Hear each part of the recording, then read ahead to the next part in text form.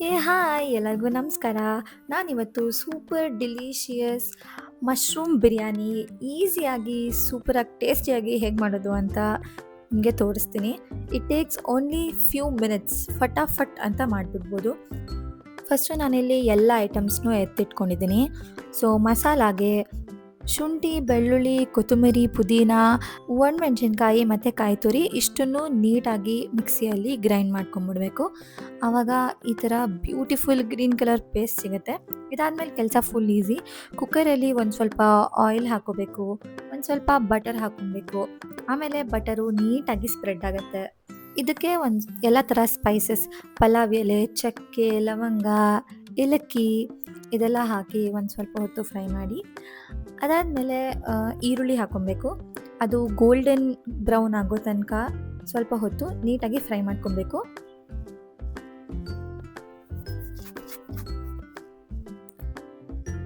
ಆಮೇಲೆ ನಾವು ಪೇಸ್ಟ್ ಮಾಡ್ಕೊಂಡಿರ್ತೀವಲ್ಲ ಅದನ್ನು ಹಾಕ್ಕೊಬೇಕು. ಅದನ್ನು ಹಾಕಿ ಮಿಕ್ಸ್ ಮಾಡ್ತಾ ಮಾಡ್ತಾ ಅದು ಆಯಿಲ್ ಬಿಡೋದಕ್ಕೆ ಶುರು ಆಗುತ್ತೆ.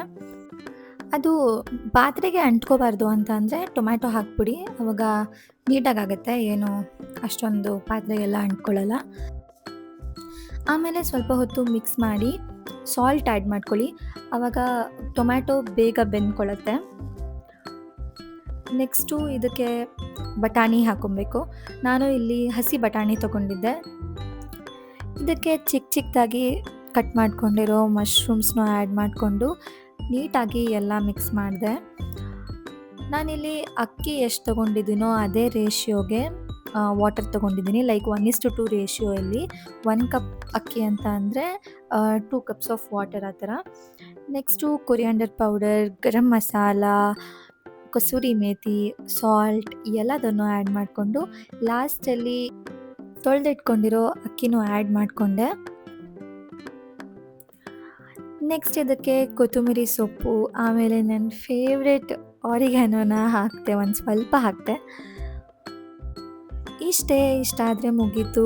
ಕುಕ್ಕರ್ ಲಿಡ್ನ ಕ್ಲೋಸ್ ಮಾಡಿ 2 ವಿಷಿಲ್ಸ್ ತೊಗೊಂಡು ಕುಕ್ಕರ್ನ ಓಪನ್ ಮಾಡಿ ನೋಡಿದ ತಕ್ಷಣ ಫುಲ್ ಘಮ ಘಮ ಅಂತ ವಾಸನೆ ಬರ್ತಾಯಿತ್ತು.